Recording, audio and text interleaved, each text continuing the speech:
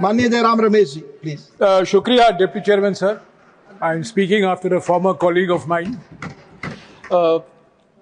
Sir, the debate in the Lok Sabha and in the Rajya Sabha have proved once again that we have far too little history in our politics and far too much politics in our history. प्रधानमंत्री, गृह मंत्री और सभी जो उस तरफ से बोले हैं, उन्होंने ये बिल्कुल साबित कर दिया है कि निकले हैं हिस्टोरियन बनने पर एक्चुअली बने हैं डिस्टोरियन. और मैं जो कुछ मैं कहूंगा मेरे पास लिखित प्रमाण है और बिना आपके आदेश दिए हुए मैं ऑथेंटिकेट करूंगा और सभा पटल पर रखूंगा. मैं सिर्फ 3 बातें करना चाहता हूं deputy chairman sir. Vande Mataram किताब पर 1937 और 1940 के बीच में जो बहस हुआ वंदे मातरम को लेकर देश में, और तीसरा बंकिम चंद्र चट्टोपाध्याय के बारे में मैं कुछ कहना चाहता हूं, जिसको आज हम नमन करते हैं, जिसको हम याद कर रहे हैं. Sir, first thing I want to start. Rajendra Prasad, doctor Rajendra Prasad writes to Sardar Vallabhbhai Patel on the 28th of September 1937, raising concerns and worries prevalent in large sections of our political system on Vande Mataram and requesting Sardar Patel that the Congress Working Committee should take a stand. क्या यह तुष्टिकरण था? क्या doctor Rajendra प्रसाद को आप आरोप लगा रहे हैं कि तुष्टिकरण कर रहे हैं? सरदार पटेल तुष्टिकरण कर रहे हैं?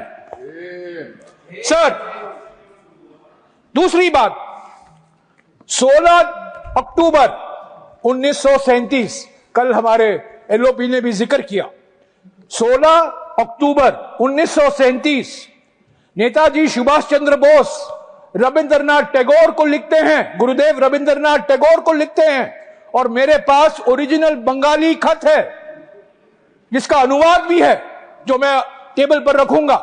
और नेताजी सुभाष चंद्र बोस गुरुदेव से पूछते हैं, गुरुदेव बड़ी चिंता है वंदे मातरम को लेकर, कांग्रेस पार्टी का क्या स्टैंड होना चाहिए, कांग्रेस वर्किंग कमेटी में इस पर क्या बहस होनी चाहिए? आपसे बेहतर और कोई व्यक्ति नहीं है हमें सलाह देने का, और वो गुरुदेव से एडवाइस मांगते हैं.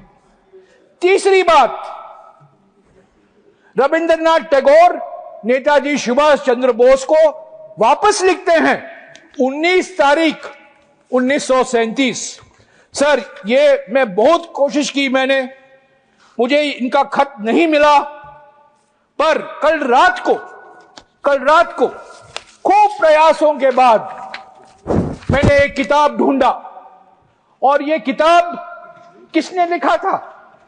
तृणमूल कांग्रेस के एक पूर्व सांसद प्रोफेसर सुगता बोस.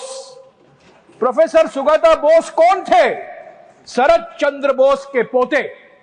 और शरद चंद्र बोस कौन थे? नेताजी सुभाष चंद्र बोस के बड़े भाई. और इस किताब में सुगता बोस, जो नेताजी रिसर्च ब्यूरो के डायरेक्टर हैं कोलकाता में, उन्होंने गुरुदेव रविंद्रनाथ टैगोर का जवाब दिया है अंग्रेजी में. मैं पढ़ूंगा नहीं, ऑथेंटिकेट करके रखूंगा. मैं सिर्फ ये डेट गिनाना चाहता हूं क्योंकि हमारे गृह मंत्री के अमर शब्दों में आप क्रोनोलॉजी समझिए, इतिहास मत समझिए पर क्रोनोलॉजी समझिए. सर, चौथा, नेताजी सुभाष चंद्र बोस जवाहरलाल नेहरू को लिखते हैं 17 अक्टूबर 1937 को.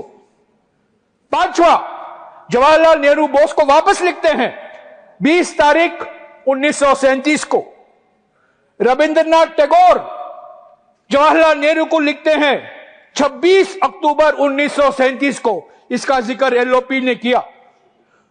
आखिर में 28 अक्टूबर 1937 को सीडब्ल्यूसी का प्रस्ताव पारित होता है वंदे मातरम को लेकर. इसका भी जिक्र हुआ. और कौन कौन थे उस सीडब्ल्यूसी में? कोलकाता में महात्मा गांधी, नेताजी सुभाष चंद्र बोस, सरदार पटेल, जवाहरलाल नेहरू, मौलाना आजाद, गोविंद वल्लभ पंत, आचार्य कृपलानी, इनके खिलाफ आप तुष्टीकरण का इल्जाम लगा रहे हैं। तुष्टीकरण इनका है। सारा वर्किंग कमेटी तुष्टीकरण तुष्टीकरण तुष्टीकरण, गृह मंत्री बोलकर चले गए। तुष्टीकरण तुष्टीकरण उन्होंने की। सीडब्ल्यूसी का सर्वसम्मति से यह पारित होता है कोलकाता के सीडब्ल्यूसी के बैठक में। इसके बाद 30 अक्टूबर 1937 को रविंद्रनाथ टैगोर, गुरुदेव रविंद्रनाथ टैगोर खुद एक प्रेस वक्तव्य देते हैं जो आनंद बाजार पत्रिका में छपता है।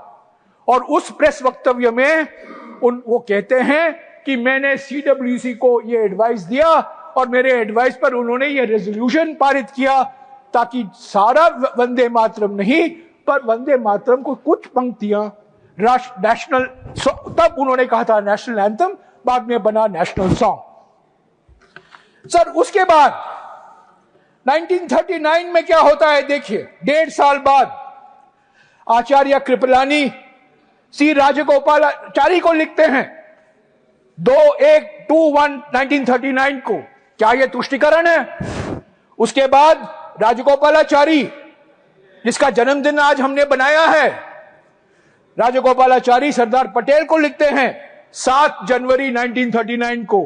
क्या यह तुष्टीकरण है? गोविंद वल्लभ पंत जवाहरलाल नेहरू को लिखते हैं 8 जनवरी 1939 को। क्या यह तुष्टीकरण है? और अंत में महात्मा गांधी अपनी पत्रिका हरिजन में 1 जुलाई 1939 को एक लेख लिखते हैं वंदे मातरम को लेकर। ये सब मैं टेबल पर रखूंगा, ये इतिहास है, पढ़िए, मैं ऑथेंटिकेट करके रखूंगा। पर मैं ज्यादा इससे पढ़ना नहीं चाहता हूं, पर ये क्रोनोलॉजी देना चाहता हूं, क्योंकि 1937 में जो माहौल पैदा किया गया था, सांप्रदायिक माहौल, कई संस्थाएं थी जो जिम्मेदार थे, और एक संस्था आज 100 साल मना रही है। 1925 में उसका गठन हुआ था। उन्होंने भी सांप्रदायिकता की चिंगारी उन्होंने भड़काया, और आज हमें कहते हैं कांग्रेस पार्टी ने तुष्टीकरण की, कांग्रेस पार्टी ने तुष्टीकरण की। मैं आऊंगा और किन किन लोगों ने तुष्टीकरण किया। तो सर ये क्रोनोलॉजी है।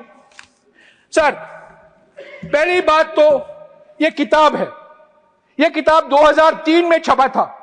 इस किताब का नाम है वंदे मातरम, और इसके लेखक एक प्रसिद्ध इतिहासकार सब्यसाची भट्टाचार्य।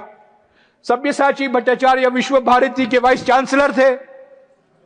वो Indian council of historical research के अध्यक्ष थे, और सर विदेश मंत्री बैठे हुए हैं।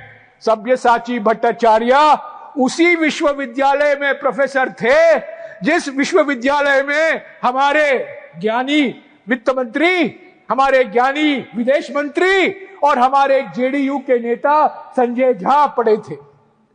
और यह किताब सब्यसाची भट्टाचार्य ने लिखा है। सब्यसाची का माने क्या है? डिप्टी चेयरमैन सर, इनको जानना चाहिए। सब्यसाची नाम विष्णु का एक नाम है, विष्णु सहस्त्र नामम में आता है। सब्यसाची का अर्थ है जो बाएं हाथ से तीर मारता है और दूसरे दाएं हाथ से भी मारता है, 2 हैंडेड। सब्यसाची भट्टाचार्य 2 हैंडेड इतिहास थे। वो लेफ्ट के नहीं थे, राइट के नहीं थे, वो एक सचमुच बुद्धिजीवी थे। और उन्होंने ये किताब लिखी, और मैं सारे सांसदों को आज रात तक ये किताब पहुंचा दूंगा। ये 150 पेज का किताब है, पढ़िए इसका इतिहास क्या है। सब्यसाची भट्टाचार्य लिखते हैं कि 1875 में पहला वंदे मातरम लिखा गया। उसके बाद में जब आनंद मठ प्रकाशित हुआ 1882 में, उसमें और पंक्तियां जोड़ी गई, और पंक्तियां जोड़ी गई। यानी कि 1875 में एक वंदे मातरम था और 1882 में उसको और ज्यादा बड़ा किया गया। तो ये सब्यसाची भट्टाचार्य किताब में बहुत सारी चीज है इतिहास को लेकर। क्यों ये राष्ट्रगीत बना, किस माहौल में इसका ट्रांसलेशन हुआ, सभी भारतीय भाषाओं में इसका विवरण है। सो मैं गुजारिश करूंगा डिप्टी चेयरमैन सर सभी सदस्य इसको पढ़ें। मेरा जो मैं कह रहा हूं उस पर विश्वास मत रखें, पर ये जो प्रोफेसर कहते हैं, जिन्होंने हमारे विदेश मंत्री को इतिहास पढ़ाया है, हालांकि आज वो इतिहास ये भूल गए हैं, वित्त मंत्री को पढ़ाया है, हमारे जेडीयू के अध्यक्ष को पढ़ाया है, उसी अध्यापक की एक किताब पढ़िए। सर, मैं दूसरी बात कहना चाहता हूं बंकिम चंद्र चट्टोपाध्याय के बारे में।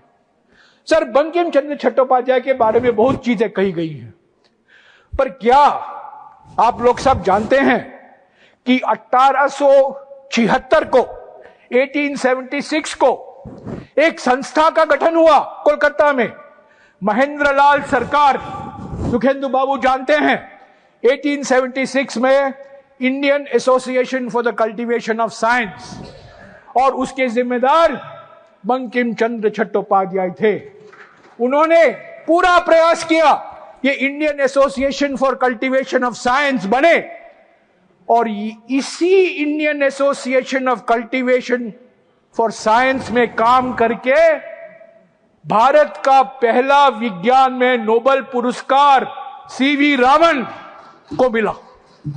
सीवी रामन ने और अमेरिका में काम नहीं किया, इंग्लैंड में काम नहीं किया, कोलकाता के Indian association of cultivation of science में किया, जिसकी स्थापना करने में महेंद्र लाल सरकार और बंकिम चंद्र चट्टोपाध्याय का बहुत बड़ा योगदान था। तो बंकिम चंद्र चट्टोपाध्याय जी कहते थे विज्ञान और आध्यात्मिकता दोनों का संगम, दोनों का मिलन होना जरूरी है। सर, ये आनंद मठ किताब है, मैं बंगाली पढ़ नहीं सकता हूं, पर मैं अंग्रेजी में पढ़ा, और इसमें इंट्रोडक्शन में कहा जाता है, there is an incident worth recalling. There was a wedding party at the Calcutta home of Ramesh Chandra Dutt, a literary disciple of Bankim Chandra Chattopadhyay. The young Tagore, Rabindranath Tagore, was a guest, and Chatterjee was the guest of honor. When the party had settled down, Tagore introduced himself to Chatterjee and sat at the great man's feet. Dutt, himself a big name in the world of literature, made a speech in praise of Bankim Chandra Chattopadhyay and placed a garland of flowers around the great novelist's neck. Suniye sir, to the surprise of the other guests, Chattopadhyay ji removed the garland and placed it around the neck of the young Tagore. The garland really belongs to him, Bankim said. I am the setting sun. He is now the sun rising, Ramesh. Have you read his Sandhya Sagar? Sir, आज नेहरू का बदनाम सिर्फ नेहरू का बदनाम नहीं हो रहा है, ये रविंद्रनाथ टैगोर का बदनाम हो रहा है। ये सरकार क्या कर रही है? बंकिम चंद्र चट्टोपाध्याय बनाम रविंद्रनाथ टैगोर, ये क्या है? ये क्या मजाक कर रहा है? गुरुदेव रविंद्रनाथ टैगोर का अपमान, गुरुदेव रविंद्रनाथ टैगोर का बदनाम, निकले हैं नेहरू जी का अपमान करने, पर असली बात है इन्होंने रविंद्रनाथ टैगोर, गुरुदेव रविंद्रनाथ टैगोर, जनगण मन के लेखक, गीतांजलि के लेखक, नोबेल पुरस्कार 1913 में उनका अपमान किया है, और कहते हैं नेहरू ने तुष्टीकरण किया। सर, बंकिम बाबू के बारे, बंकिम चंद्र चटर्जी के बारे में आखिरी वक्त, उन्होंने बंगला में, बंगा दर्शन में 1880 और 1885 के बीच में कुछ लेख लिखे। वो बंगाली में तक ही सीमित थे। 2002 में इसका अनुवाद किया गया, और इसका अनुवाद, सर मेरी बंगाली को माफ कर दीजिए, हम ये बंगला बोलते पारी बुझते पारी ना बुझते पारी, सॉरी। इस किताब का नाम है इक्वालिटी, सौम्यो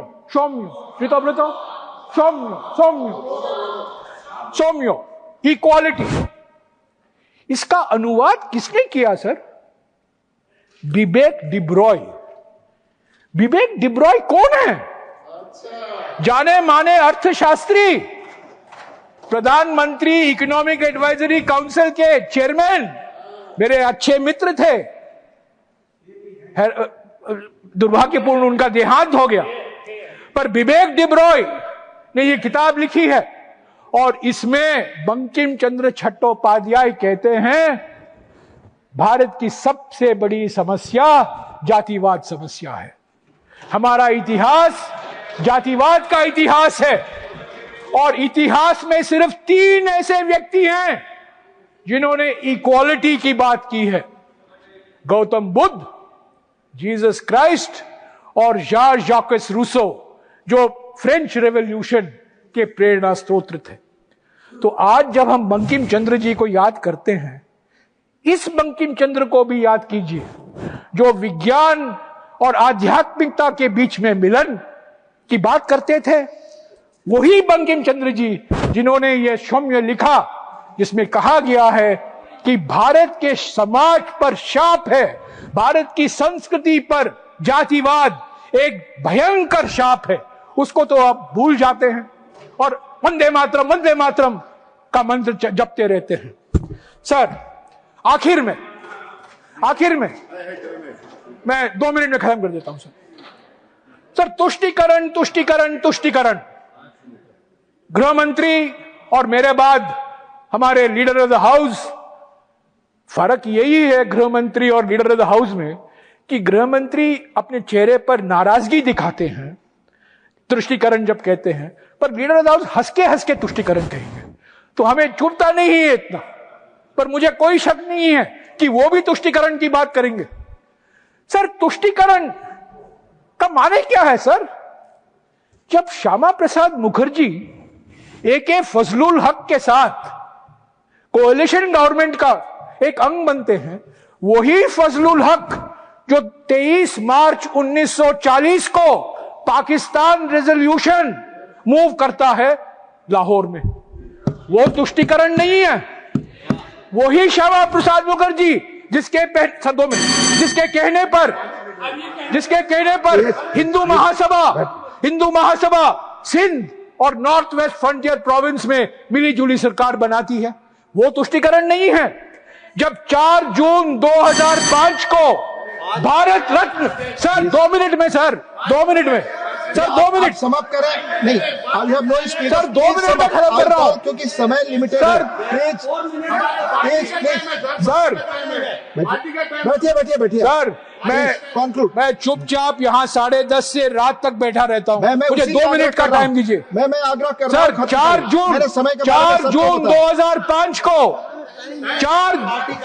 4 जून 2005 को भारत रत्न लाल कृष्ण आडवाणी जाते हैं कराची को और किसकी प्रशंसा करते हैं?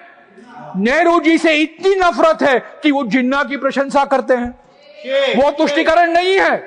2009 में जिन्ना की एक बायोग्राफी छपती है, उसके लेखक कौन है?